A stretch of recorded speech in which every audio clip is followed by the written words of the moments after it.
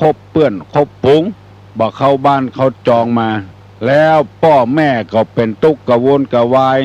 กลัวไปตายเหี้ยกลัวไปเจ็บไปป่วยกลัวอนาคตมันบ่เจริญรุ่งเรือง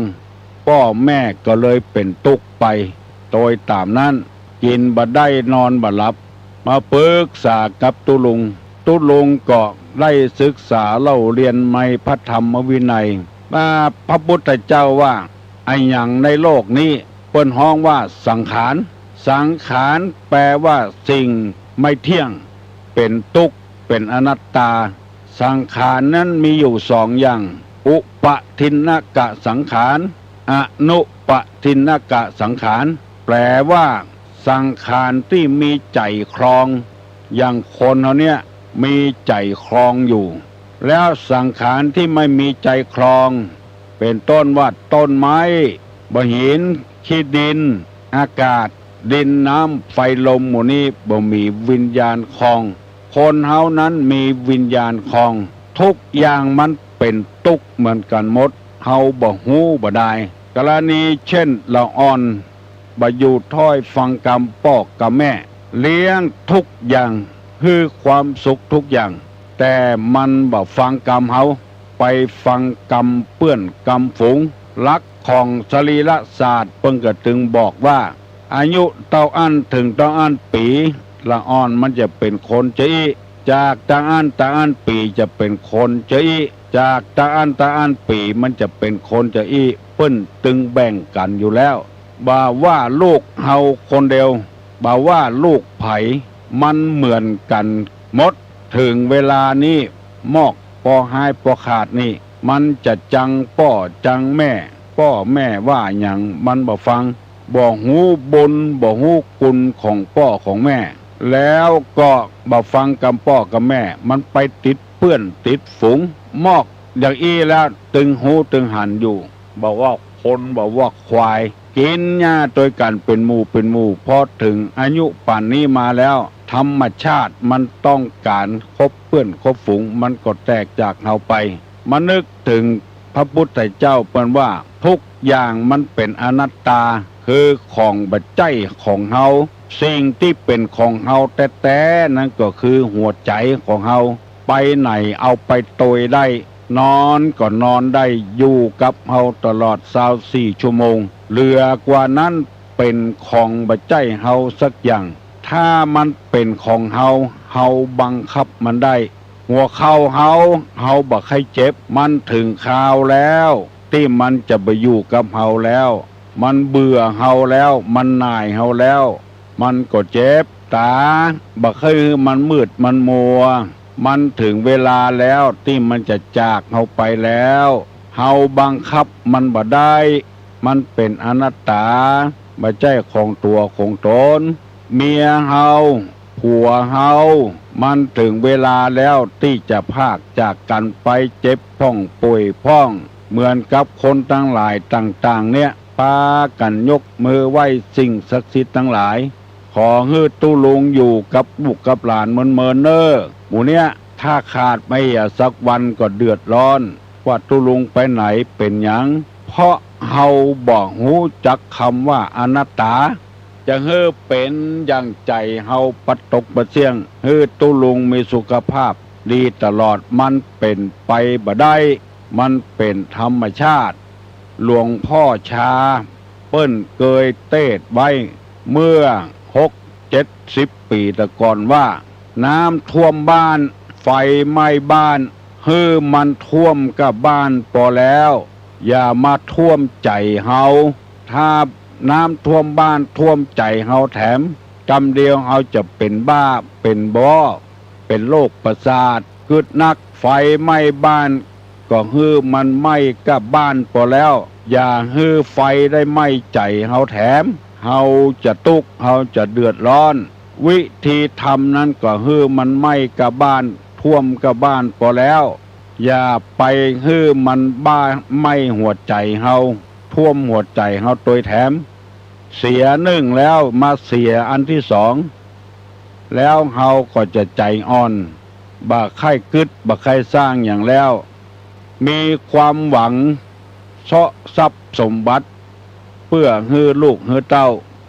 ลูกเต้าเหมือนกับบยินดีหนีพ่อหนีแม่ไปอยู่ที่อื่นบัดใจกับลูกเฮาคนเดียวเนอะอันนี้จะอู้พระอู้ผายไปเลย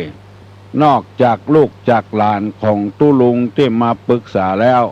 คนอื่นอาจจะมีพ่องก็ขอให้ทำใจไว้เตอะพออายุเขาขึ้นมาเป็นสาวสี่สาวห้าเขาจะนึกขึ้นคนเดียวเขาจะย่างคนเดียวคนเฮานี่มีความสำนึกเปิ้นบอกว่าพระพุทธเจ้าปรงสังขาร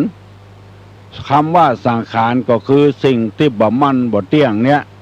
คือร่างกายของเฮาเนี่ยเปิ้นปรงไว้เหียเปิ้นบ่เอาไปโตยแล้วเพราะว่าหัวเข่าก็ปวดท้องก็ปวดตั้งหัวก็เจ็บเก้าเมาหัวพระพุทธเจ้าเปิ้นปรงไว้เหียเปิ้นบ่เอาไปโตยแล้วหัวเข่ามันเจ็บก็ไปเสาะยุกโชยาเหียจะไปเจ็บใจตยปวดใจตยมันเดือดร้อนถึง2 อย่าง 3 อย่างฮื้อมันเสียอย่างเดียวพอแล้วอย่าไปฮื้อเสียหลายอย่างลูกออกคอกออกนอกบ้านนอกจองบ่ใจลูกเอาคนเดียวลูกคนอื่นก็มีปะเลอะปะเต๋อบ่ใจลูกเอาคนเดียวเมียถ้ามันมีลูกมันก็จะนึกถึงบุญถึงกุลระยะนี้ขอเงือท่านทั้งหลายได้ปรงใจไว้อย่าก่อนฟังตุกใจเตื้องเพื่อมันเสียอย่างเดียวก็พอละใจเฮาจะไปเสียตัวหิหาก้าขายไปเลยสังคมเปิ้นให้อภัยเปิ้นบ่ดูแคว้นถ้าสังคมปากเฟะปากเน่าตามบ้านนี้อาจจะเล่าพอลูกมันเหรออย่างอีเป็นต้นจากไผปล่อยมันเตอะไฟไหม้เหือนให้มันไหม้กระเหือนพอแล้วจะไปไหม้ใจเฮาทำใจปกติเหียสงบเหียอย่าไปฟุ้งจะไปฟ้านกับมันกินบะลอนกินบะลำนอนบะลับมันไปตายที่ไหนก็ปล่อยมันตายเหียตึกอะละเก่ามาเผาเหียสังคมเปิ้นตึงอภัยให้เฮาเปิ้นตึงยันหันอกหันใจเฮาอย่าไปกลัวจะไปล่มไปจมกับมันวันนี้จะนำเอาปอนข้อที่4ของนางพุทธดีมาเสนอให้ท่านทั้งหลายได้ฟังปอนข้อที่4นี้เป็นว่าขอให้ได้ลูกผู้ที่ประเสริฐเนี่ยพอออกไม่ออกมาถึงปอนข้อเนี้ยขอให้ได้ลูกผู้ประเสริฐลูกผู้ประเสริฐนี้คือลูกผู้ที่มีศีลมีธรรมนางจะได้สมใจก็กับบ่ได้สมใจก็ไผกูคนแม้แต่นางพุทธดีก็ต้องการคือลูกผู้มีใจประเสริฐคำว่าประเสริฐนี้บ่ใช่ว่ามีรูปร่างงามมีหน้าตาดีอย่างหมู่นี้บ่ใช่อย่างนั้นขอให้มีใจประเสริฐฮู้คุณพ่อฮู้คุณแม่คนใดที่มีลูกมีใจประเสริฐมันห้ำมันเฮียนอย่างที่เอาหันเกมทศกัณฐ์ละอ่อนอายุ5 ขวบทำหาเงินให้พ่อให้แม่เป็น4 ล้านได้บ้านแถมหลังหนึ่งมันหายากในโลกนี้มันบักให้มีถ้าบัดแต่บ่ว่านี่บ่ปะบ่ปบคนใดมีลูกอยู่ถ้อยฟังกรรมว่านอนสอนง่ายคนนั้นเป็นผู้ที่ได้รับปอนจากสวรรค์ลงมาส่วนมากนั้นมันจะบ่ได้เหมือนอกเหมือนใจเหมือนจะมีเหียคนหนึ่งเพราะได้รับปอนมาโมนั้นมันเป็นธรรมดาคนทั่วไปเปิ้นก็เป็นเฮาก็เป็นมีหลายหนึ่งมาเดียวนี้เปิ้นตายไปเห็นแล้วพ่อเปิ้นนะแต่ลูกเปิ้นมีอยู่เปิ้นมานั่งอู้ตุลุงว่าเปิ้นห้องตุลุงว่าตุเอาบาเดียวเนี่ยบาตัวเนี้ยบากอบาขอเนี่ยลุงจะกกห่างปล่อยแล้วเนอะ ลุงบ่สนใจมันแล้วปล่อยมันเต็มที่เต็มทางตัวลุงก็ว่าลุงเหยห้องเพิ่นเป็นลุงเนาะลูกเนี่ยเหมือนกับเฮาปลูกต้นไม้เฮาไข่กินหน่วยไข่กินผลมันเฮาถึงปลูกถ้าเฮาบ่ไข่กินหน่วยกินผลมันเฮาก็บ่ปลูกละปลูกขว้างอย่างเขาปลูกลำไยมันจะได้ขายตัวแล้วเฮาเป็นคนปลูกจะฮื้อคนอื่นมาหดน้ำต้นไม้ฮื้อเฮาไผจะมาใส่ปุ๋ยฮื้อเฮาเมื่อมันอับมันเฉาไปเฮาก็ช่วยหดน้ำใส่ปุ๋ยไปเท่าน้อยสร้างความหวังไว้เถอะมันอาจจะดีขึ้นมาวันใดวันหนึ่งเหมือนกับลูกเฮาเนี่ยถ้าเฮาหู้ว่ามันเป็นจะอี้แล้วเฮาจะเอาหัวนมยัดหูดังมันฮื้อมันตายเมื่อน้อยๆละแต่เฮาบ่หูเฮาถึงเลี้ยงมันมาเนี่ยนางพุทธดีก็ต้องการใจเอี้ยลูกผู้ใจประเสริฐกตัญญูต่อพ่อต่อแม่แล้วตุลุงก็บอกว่าลุงเหยฮื้อป่งเถอะมันมาบ้านก็ฮื้อมันกินข้าวเหียอาบน้ำเหียฮื้อมันรับมันนอนเหียบาดถ้าว่าอย่างสักอย่างปล่อยมันมาอยู่เรื่อยๆเมินเข้าปากกดว่างลูก4 คน5 คนไปได้กินแห้งกับลูกคนเนี้ยลูกคนที่มันจะกกแห่งปล่อยเนี่ยกลับมาเป็นดีพ่อแม่จะไปวัดไปวาไปที่ไหนลูกคนเนี้ยเป็นคนเอารถมาฮับพ่อฮับแม่ไปกินไปตาลมันกลับตรงกันข้ามเน้อพอออกไม่ออกเพราะลูกที่ใจประเสริฐนี่จะเป็นลูกที่ดีที่งามไผก็ต้องการหมดมันเป็นไปบัดได้เหี่ยแล้วมันเป็นอนัตตาที่พระพุทธเจ้าเป็นว่ามันบัดใจของเฮามันบัดใจตัวใจตนของเฮาไอ้อย่างกูอย่างในโลกเนี้ยที่เฮาครองอยู่รถยนต์ก็ดีตู้เย็นก็ดีพัดลมก็ดีเป็นทองเป็นหยองก็ดีอยู่ในคอแต่เขายังมาปาดคอแล้วเอาทองจากคอเขาไปก็เพราะบัดใจของเฮาเนี่ย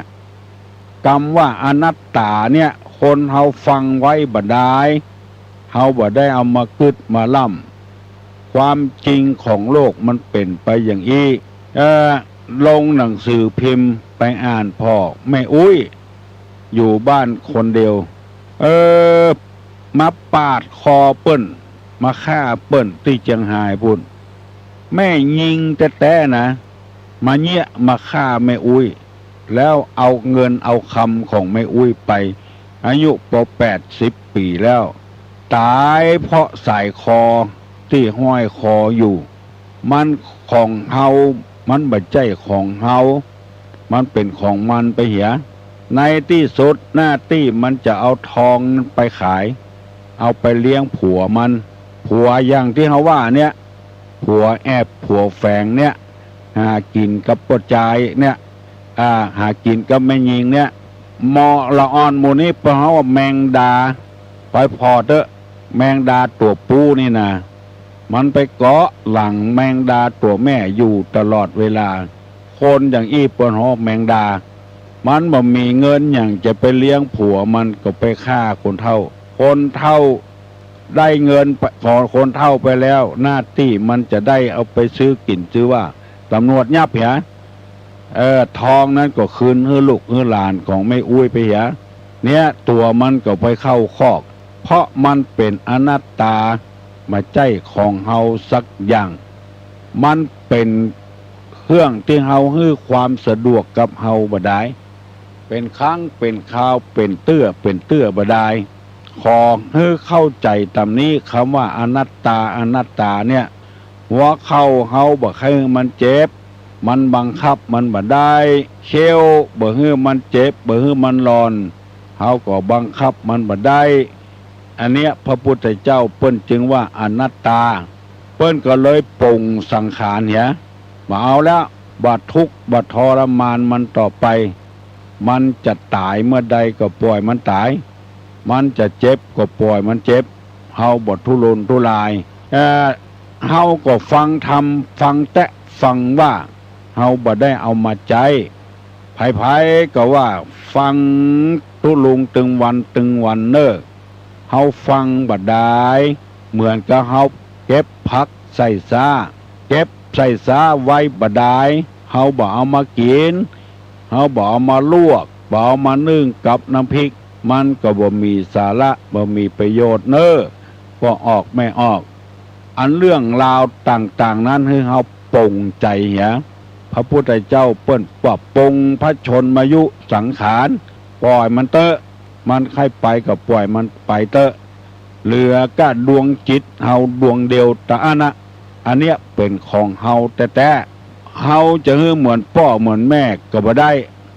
พ่อแม่จะฮื้อเหมือนเฮาก็บ่ได้นางพุทธดีต้องการลูกผู้ประเสริฐเพราะว่าปอนอันนี้ขอกับพญาอินทร์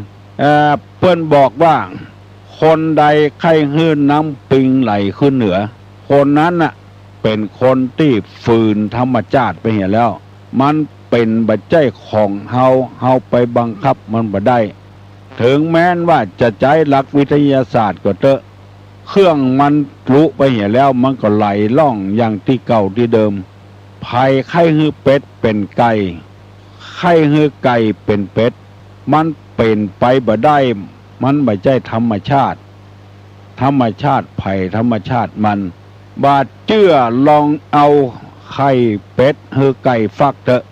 พอสังเกตง่ายๆอันเนี้ยมันบังคับบ่ได้พอเกิดลูกมาปากแป๊บเป็นเป็ดหมดแม่มันเลี้ยงได้น้อยเดียวใหญ่ขึ้นมาเตอน้อยหันก็ลูกลงน้ำหมดแม่มันกุกอยู่บนบกเพมันถึงบ่ขึ้นมาหาพ่อหาแม่มันละมันสัญชาตญาณมันเป็นไปอย่างนั้นละอ่อนตี้มันเป็นไปอย่างนั้นมันห้องมาบ่ได้แล้วแม่มันฟักได้เป็นจะบุหูกี่วันปุ่นออกมาหน้าที่จะอยู่ตัวพ่อตัวแม่ลงน้ำมดละอ่อนตี้มันหายมันขาดก็เป็นไปอย่างนั้นนะเฮาบังคับมันบ่ได้ห้องมันบ่ได้มันเป็นลูกเป็ดไปเหี่ยแล้วธรรมชาติของมันไปอย่างนั้นแล้วรอท่าเอาเนอพุทธดีว่าลูกผู้ใจประเสริฐนี่ลูกอย่างใดลูกมีศีลมีธรรมห่มกินห่มตาลห่มคบบัณฑิตนักปราชญ์ผู้รู้ผู้ฉลาดทั้งหลายห่มห้ำห่มเฮียนพ่อแม่ส่งเงินไปบ่เสียเงินให้พ่อให้แม่บางคนยังไปรับจ้างล้างถ้วยล้างจานเซาะสตางค์จ้อยพ่อจ้อยแม่ทำซ้ำบ่ให้พ่อแม่ได้จ่ายนักอันเนี้ยเป็นลูกผู้ใจประเสริฐเมื่อเฮาได้ลูกผู้บดีเหี่ยก่อนเฮาก็จังมันปล่อยมันเตอะจะไปบดีตัวลูกตัวเต้าวันหลังมาเขาถึงจะหู้คนเดียวมันเพราะคนมันบ่ใจเหมือนสิงสารสัตว์ถึงหู้คนเดียวมันอย่างเฮาแต่ก่อนเมื่ออายุ17 18 19นี่ก็อย่างเดียวกันบ่ใครเข้าบ้านเข้าจองไปคบเปื้อนคบฝูงไปเมาไม่ย่าไม่ยิงพ่องไม่ยิงก็ไปเมาปวดใจพ่องว่าจะได้ก็บ่ใครหู้เมินเข้ามันหู้ตัวคนเดียวมันเพราะฉะนั้นขอฮึบปุ่งฮึวางไว้นางพุทธดีก็ขอได้ลูกคือว่านอนสอนง่ายมันเป็นความปรารถนาของทุกคนมีอันใดก็ฮือเหมือนใจหมดแต่มันเหมือนใจบ่ได้มันเป็นอนัตตา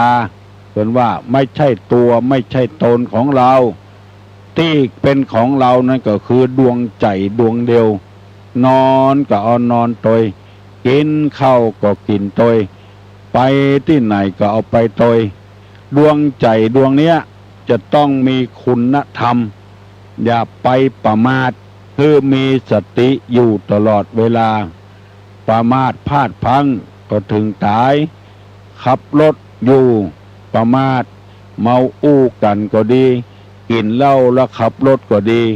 อันเนี้ยเป็นคนประมาท ก็มีสติขั้วคองจิตของใจของเฮามันบัดใจของเฮาสักอย่างเน้อก็ออกแม่ออกแร่งเมินแร่งเข้มข้นไปติ๊กๆฟังไปติ๊กๆเตอะมันเป็นอนัตตาไม่ใช่ตัวของเราไม่ใช่ตนของเราบางทีไปเจ็บไปป่วยเพราะทรัพย์สมบัติบางทีไปเจ็บไปป่วยเพราะเข้าของเงินคำไปตายเพราะเข้าของเงินคำหิหาก้าขายได้รถปิกอัพถึงกันแล้วก็จะมั่งมีสีสุขแล้วไปตายรถไฟโจรเหี่ยเพราะความประมาทจงพยายามรักษาดวงจิตดวงใจนี้ไว้นักบางคนห่มกินห่มตาลแต่เหมือนเข้าไปอย่างอื่นไปเหี่ยใจเวไปเหี่ยก็มีก็เลยบอกเขาวัดเขาวาเหือล่มมอดจอดตาบอดเมื่อเท่าฟังไปเตอะปอกออกแม่ออกฟังตุเจ้าฟังตุลุงฟังตุเจ้ากูตนเปิ้นเตดเปิ้นจะว่าเจออีมดมันบัดแจ้ของเฮาวัดที่เฮาแปลงเฮาสร้างเหมาะแต่หมอว่าตายไปแล้วก็บ่ได้เอาไปโตยสักอย่างห่อเงินเดือนดาววัดวาอารามมันก็คนอื่นอยู่ต่อเหียคนอื่นก็บ่แจ้ของเขาก็อยู่อย่างนั้นนะเขาตายไปก็ยังมีอยู่เป็นคนอื่นต่อไปแถมมันมาแจ้ของไผ่สักคนพระพุทธเจ้าเปิ้นจึงมาเน้นเรื่องวัตถุทรัพย์สมบัติยิงกันฆ่ากันตั้งอิสราเอลกันอย่างกาฆ่ากันถึงวันเพราะว่าบ่ได้เอาธรรมะมาใส่ใจจะยึดเอาบ้านนี้เมืองนี้ชนะไปแล้วบ่เมินก็ตายเหมือนกันมีตุเจ้าสองตนเคยพิษหัวกันตายไปหาตึงกู้บ่มีอย่างมาพิษกันแล้วเพราะคนเฮาประมาทเมาแก่งเมาแย่งกันเมาทำลายชีวิตชีวากันปอกออกแม่ออกอู้ไปเอาปอนสัพพโลคาวินิมุตโตสัพพสันตาปวัตติโตสัพพเวลามติกันโตนิปุตโตจตุวังภวะสัพพิติโยวิวัจจันตุสัพพโรโควินาสตุมาเตภวะตวนตะราโยสุขีติคายุโกภวะอภิวาตานะสีลิสนิจังวุธาปจายิโนจัตตาโลธรรมาวัฏันติอายุวันโนสุขังปะลัง